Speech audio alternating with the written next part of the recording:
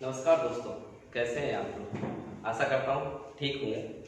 जैसा कि मैंने कहा था कि पहला वीडियो मेरा हिंदी भाषा का सामान्य हिंदी में वर्णमाला का होगा, तो आइए अब हम लोग इस पहले चैप्टर को कंप्लीट करते हैं। देखिए, हिंदी भाषा, सबसे पहले हमें ये समझना है कि वास्तव में भाषा है क्या। किसी कहते हैं भाषा। भाषा जो है, जो मैं खड़ा हूं, मैं जो भी बोल रहा हूं और अपनी बात को, अपनी विचार को मैं तुम तक पहुंचा रहा हूं, और तुम्हारे विचार, तुम्हारे जो थॉट है अंदर माइंड में, जो थॉट है वो मुझ तक पहुंचे। तो इसका जो माध्यम है, पहुंचाने का जो माध्यम है, उसी को हम भाषा कहते हैं। अब पूछने लगे आपसे कोई कि भाई भाषा क्या है, तो आप सीधा सा बोल सकते हैं एक ही लाइन में कि भाषा तो एक माध्यम होता है जो अपने विचारों को दूसरों तक पहुंचाते हैं, दूसरे विचारों को हम तक पहुंचते, उसी को भाषा कहते हैं। अब देखिए, अब मैं भाषा की बात करता हूं हिंदी भाषा में। हिंदी भाषा में एक और आप लोग ध्यान रखिए, ये छोटी छोटी चीज है, ये इनको बड़ा ध्यान में रखना होगा। सारी बातों को मैं लिख नहीं सकता हूं, आपको समझना भी होगा। तो देखिए, भाषा का अगर प्रकार पूछा जाता है तो देखिए, वैसे तो इसके 3 प्रकार होते हैं, पर तीसरा जो प्रकार है हमारा सांकेतिक भाषा, उसका प्रयोग हिंदी भाषा में नहीं किया जाता। तो भाषा 2 प्रकार की है। एक तो है जो हम बोल रहे हैं, तो इसको हम क्या बोलेंगे, मौखिक भाषा। एक ये है जो हम लिखते हैं, ब्लैक बोर्ड पे लिखें या कॉपी पे लिखें, तो ये भाषा कैसी होगी, लिखित भाषा हो गई। और जो मैं बोल रहा हूं ये कैसी भाषा हो गई, मौखिक भाषा हो गई। तो अब हम ये देखेंगे कि भाई मौखिक भाषा की सबसे छोटी इकाई कौन सी होती है। सीधा सीधा एक प्रश्न ये आ जाता है, यूपी टेट में आता है, यूपी पुलिस में भी आता है, अन्य एग्जाम में भी आता है कि भाई मौखिक भाषा की सबसे छोटी इकाई। तो मौखिक भाषा की सबसे जो छोटी इकाई होती है वो ध्वनि होती है, क्योंकि मैं जो बोल रहा हूं ये ध्वनि तो है जो आप तक पहुंच रही है। तो सीधा सा आप एक लाइन में आप याद रखिए, भाई मौखिक भाषा की सबसे छोटी इकाई क्या है, ध्वनि है। और उसी ध्वनि को अगर हम लिखें, ब्लैक बोर्ड पे लिखे या कॉपी पे लिखे, और फिर पूछा जाएगा भैया लिखित भाषा की सबसे छोटी इकाई क्या है, तो आप क्या बताओगे, वर्ण है। क्या है, वर्ण। तो आपको ये याद रखना होगा कि लिखित भाषा की सबसे छोटी इकाई वर्ण, मौखिक भाषा की सबसे छोटी इकाई ध्वनि। इसके बाद हम लोग ये देखते हैं कि भाई ये वाक्य क्या है। तो आपने देखा होगा कि सबसे छोटी इकाई मैंने आपको क्या बताया, वर्ण बताया, और वर्णों से मिलकर के क्या बनता है, शब्द बनता है। तो वर्णों से मिलकर क्या बना, शब्द बना। पर ध्यान रखिए, वर्णों का जो मिलकर के शब्द बना, पर शब्द कैसा होना चाहिए, सार्थक होना चाहिए। मैंने कहा भाई मनोज इधर आओ, एक्चुअली वो मनोज समझ गया कि वो मेरा नाम ले रहे हैं, मैं अमनोज बोलता कुछ समझ में नहीं आता। तो ये भी आपको ध्यान रखना है कि शब्द वो होता है, क्या होता है भैया, वर्णों की सार्थक समूह को हम क्या कहते हैं, शब्द कहते हैं। मैंने बोला राजेश, तो राजेश क्या एक सार्थक शब्द हो गया। मैंने बोला आगरा, आगरा एक स्थान का नाम हो गया, तो ये शब्द हो गया। तो याद रखना, तो सबसे छोटी इकाई वर्ण, वर्ण से मिलकर क्या बना, शब्द, और शब्दों के सार्थक समूह को हम वाक्य कहते हैं। शब्दों हमने क्या बोला, सबसे छोटी इकाई वर्ण, वर्ण से मिलकर क्या बना, सार्थक समूह शब्द, शब्दों का सार्थक समूह क्या कहलाया, वाक्य, और वाक्यों से मिलकर क्या बनती है, भाषा बनती है। तो इसलिए आपको ये ध्यान रखना होगा, भाषा की पूर्ण इकाई क्या है, वाक्य है। तो भाषा की पूर्ण इकाई क्या है, वाक्य है। तो अब ये चीज आप लोग, अच्छा एक और बड़ा कंफ्यूजन होता है, मैंने देखा है जो है ल्यूसेंट भी है, आदत की भी है, और आपका नालंदा विश्वविद्यालय, बहुत सारी किताबों का हम लोगों ने देखा है। तो उसमें बड़ा कंफ्यूजन एक होता है, उसमें होता है ये अक्षर वाला जो शब्द है, ये अक्षर क्या है। ल्यूसेंट में मैंने देखा है, उसमें समझ में नहीं आता कैसे वो लोग लिखते हैं, चलो ठीक है हमें कुछ नहीं कहना, बट ये देखना है कि अक्षर है क्या, इसलिए हमें पता चलता है। देखिए हमने बोला अक्षर, तो अक्षर का हमने कहा आ, तो आ, और ये क्या हो गया, क्षर। अगर हम दोनों को मिलाएं तभी तो बनता है अक्षर। तो आ क्या है, आ एक उपसर्ग है, मैं बाद में बताऊंगा उपसर्ग प्रत्यय क्या होते हैं। तो आ इस समय उपसर्ग है, तो इसका कोई अर्थ नहीं, क्योंकि उपसर्गों का पर्सनली स्वतंत्र रूप से कोई अर्थ नहीं होता है। अगर हमने इस आ को इस पूर्ण शब्द में क्षर में जोड़ दिया तो क्या बनेगा, ये अक्षर। और वास्तव में अब इस आ का अर्थ हो गया, आ का अर्थ क्या हो गया, नहीं। तो अब क्या हो गया, नहीं, क्या नहीं, क्षर, जिसका और क्षर ना किया जा सके, जिसका और विघटन ना किया जा सके, इसका और विनाश ना किया जा सके, इसको और ना तोड़ा जा सके, उसको कहते हैं हम अक्षर। क्या कहते हैं, अक्षर। जैसे फॉर एग्जाम्पल आप लोग समझिए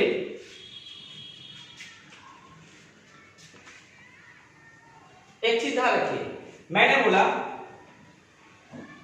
रा, तो इसको हम और अच्छा कर सकते हैं। कैसे करेंगे कि रा पे अगर हमने हलंत लगा दिया तो इसमें क्या हुआ, ये इसमें स्वर नहीं है, ये बिना स्वर का है, इसका और क्षरण नहीं किया जा सकता, इसको और नहीं तोड़ा जा सकता।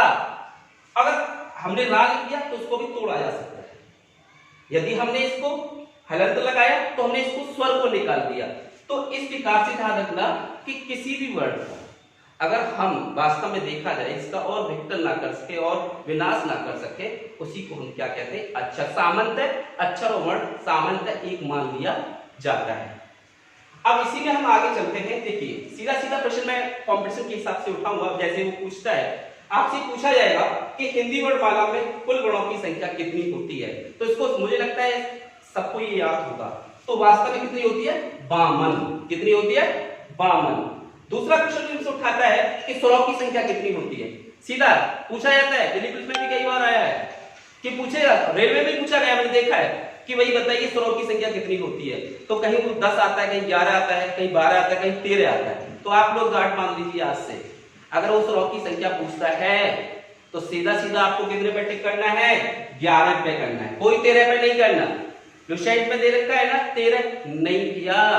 अगर वो पूछे परंपरागत रूप से स्वरों की संख्या कितनी होती है, तब आप बता सकते हो कितनी, 13 है। बट वो ऐसा नहीं पूछ सकता है। सिर्फ आप इतना याद रखिए, और विश्वास नहीं है ना, पोस्टर ऑर्डर लीजिए 10 रुपए का, अब पूछिए, पूछना है, डालिए, पूछिए कितना होता है इस वक्त, आपको पता चल जाएगा। तो कभी 13 नहीं, कितना होता है, 11। तो स्वरों की संख्या कितनी, 11। आपसे पूछेगा व्यंजनों की संख्या कितनी होती है हिंदी पर, 33। आपसे पूछेगा अयोगवाद स्वरों की संख्या कितनी होती है भैया, 2 होती है। आपसे पूछेगा द्विगुण कितने, 2। और अगर आपसे पूछेगा वो संयुक्त व्यंजनों की संख्या कितनी होती है, तो 4 होती है। बट इतना आप लोग ध्यान रख लीजिए कि अगर ये 52 कैसे हुए, अगर हम 11 स्वर, 33 व्यंजन, 2 अयोगवाद स्वर, 2 द्विगुण और 4 संयुक्त व्यंजन, इनको जोड़ेंगे तो टोटल कितना होगा भैया, 52 होगा। और इसी में एक क्वेश्चन और पूछ लेता है, अगर उसने पूछा कि हिंदी भाषा में उच्चारण के आधार पर वर्णों की संख्या कितनी है, तो आपको बताना होगा 44, 44 होती है। कितनी होती है, 44। कई किताबों में देखा है कहीं 45 मिलेगा, कहीं 46 मिलेगा, कहीं 48 मिलेगा, बट जो वास्तव में मुझे सटीक लगा, मैंने देखा है, वो कितना है, 44। तो आपको ये याद रखना होगा, कुल वर्णों की संख्या 52, उच्चारण के स्थान पर कितना, 44। अब इसमें आपको ये देखना होगा कि वास्तव में मैंने अभी आपसे ये कहा कि भाई चैप्टर कौन सा होगा, वर्णमाला होगा। तो वर्णमाला को समझने के लिए सबसे पहले हमने आपको क्या बताया, वर्ण बताया। और वर्ण में क्या बताया भैया, लिखित भाषा की सबसे छोटी इकाई वर्ण होती है। सबसे, इससे छोटी कुछ नहीं होती है, कोई भी इकाई नहीं होती है इससे छोटी। वर्ड, अब इनको ये देखना है, एक शब्द आता है, छोटे बच्चों को हम पढ़ाते थे मैं काफी समय पहले, तो उससे वर्णमाला किसे कहते हैं। तो देखो भैया सीधी सी बात है कि जब हमसे हमारे गुरु हमसे कहते थे कि भाई वाटिका में जाइए, आप लोग बाग में जाइए, कुछ फूल चुन करके लेके आइए, और हम फूल लाते थे और एक धागे में उनको पिरोते थे, और बीच बीच में कहीं सफेद कहीं लाल, इस प्रकार से वो क्या बन जाती थी, एक फूलों की माला।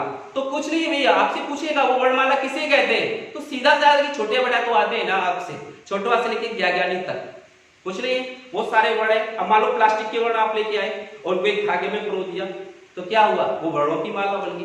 तो इसलिए सीधी सीधी सी बात है भैया कि वर्णों का सार्थक और व्यवस्थित समूह क्या कहलाता है, वर्णमाला। तो एक लाइन में बोल दो कि वर्णों का व्यवस्थित क्रमबद्ध समूह क्या कहलाता है, वर्णमाला कहलाता है। तो क्लियर हुआ। अब देखिए वो पूछ रहा है, ये इसमें आया था, कंपटीशन में आया था, यूपी पुलिस में ही पूछा गया था पिछले, जो यूपी पुलिस हुआ था, कि वर्ण कितने प्रकार के होते हैं। तो सीधी सी बात है भैया, अब ये भी बात बताइए वर्ण कितने प्रकार के होते हैं। भैया सीधी सी बात है कि वर्णमाला, इसको 2 हिस्सों में बांटा है, एक स्वर और एक व्यंजन। तो वर्ण कितने प्रकार के हुए, सीधी सी बात है 2 प्रकार के। क्या प्रकार के हुए, 2 प्रकार के। तो आपको ये याद रखना है वर्ण कितने प्रकार के, 2 प्रकार के। और भैया कौन कौन से वर्ण है, तो एक तो स्वर और एक व्यंजन। हम छोटी सी क्लास से पढ़ते आए हैं अब तक कि वर्ण 2 प्रकार के होते हैं, एक स्वर होता है और एक दूसरा व्यंजन होता है। अब देखिए इसी क्रम में हम आगे सबसे पहले आप इसको लेके चलेंगे स्वर। भैया ये स्वर क्या है, स्वर तो एक वर्ण है ना भैया, व्यंजन क्या है, व्यंजन भी वर्ण है।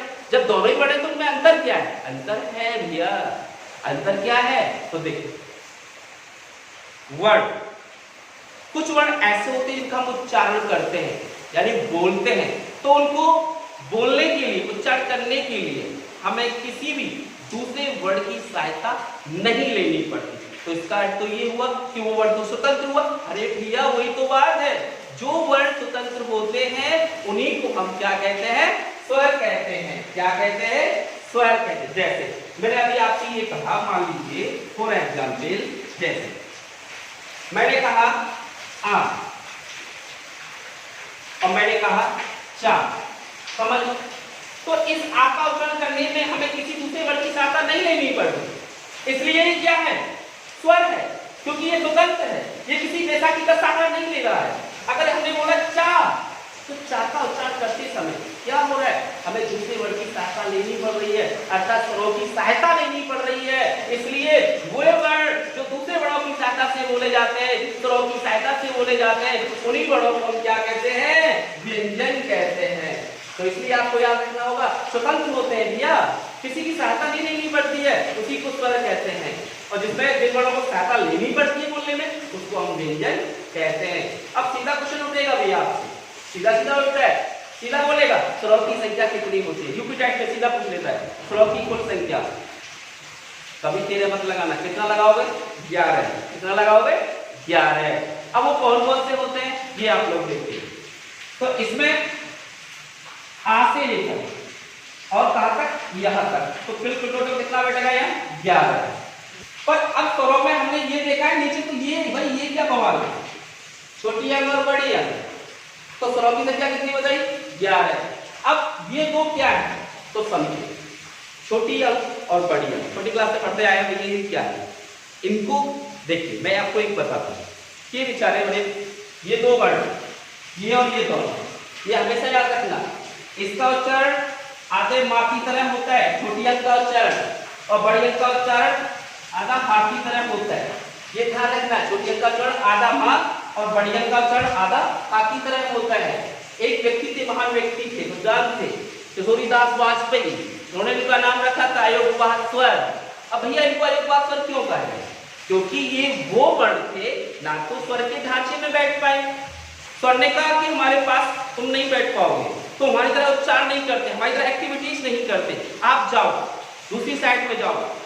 अब बेचारे दोनों वर्ण लुढ़कते लुढ़कते व्यंजन के पास पहुंचे, तो व्यंजन ने यही कह दिया कि तुम हमारे सांचे में नहीं बैठ पाओगे, जो हम एक्टिविटीज करते हैं, जो हमें गुण है, जो हमें विशेषता है, वो तुम में नहीं है, जाओ यहाँ से। अब बेचारे स्वर से आए व्यंजन पे, व्यंजन से फिर स्वर पे, बीच में थक कर बैठ गए। किशोरीदास वाजपेयी ने कह दिया भैया सीधी सी बात है, आप टेंशन मत लो, तुम्हारा नामकरण संस्कार में रख रहा हूं आज से अयोगवाह स्वर। तो इसलिए ध्यान रखना, अयोग जो योग ना हो, ना स्वर की तरह ना व्यंजन की तरह, और उन्हीं वर्णों को हम क्या कहते हैं, अयोगवाह स्वर। तो क्वेश्चन आता है सीधा, कॉम्पिटिशन में पूछता है कि अयोगवाह स्वरों की संख्या कितनी भैया, 2 होती है। कौन कौन से होते हैं, छोटी अंग और बड़ी अंग। इनका उच्चारण इस तरह, छोटी अंग का आधा मां की तरह होता है और बड़ी अंग का आधा हाथ की तरह होता है। चलिए नेक्स्ट आगे चलते हैं। आगत स्वर, भैया ये आगत स्वर क्या है, ये आगत स्वर क्या है भैया, आगत स्वर का सीधा सीधा अर्थ हो गया ना, आगत तो आया है। अब बात ये आई है, ये आया कहां से है, अरे भैया ये पार्टी है, बाहर से आया है, तो इसका अर्थ ये हुआ ये मेहमान वर्ण हुआ, और क्या मेहमान वर्ण भी कह लो इसको, या इसको आगत वर्ण कह लो, और यही हमारा फारसी वर्ण हो गया। तो हिंदी वर्णमाला में आगत स्वरों की संख्या कितनी होती है, 1 होती है। देखा होगा, ये लिखते हैं ना डॉक्टर, लिखते हो आप लोग, समझदार है आप, समझते हो। इसके बाद एक ये विलुप्त स्वर, सीधा सीधा क्वेश्चन पूछता है भैया, पहले था अब नहीं है, विलुप्त हो गया है, न जाने कितने ऐसे जीव हैं, आपको पता होगा जब पर्यावरण पढ़ोगे तो उसमें आएगा विलुप्त प्राणी कौन कौन से, कौन सी बुक में रखते हैं, पढ़ा होगा ना, red data book, green data book कब आती है। तो विलुप्त हो गया ना ये वर्ण, अब इसका प्रयोग नहीं करते, इसलिए विलुप्त वर्ण हो गया।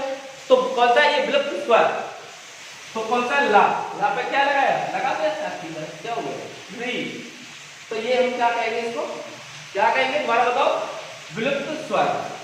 तो इस प्रकार से आप लोग देखिए, बारिश का समय है तो आप लोग मेहनत से पढ़िए।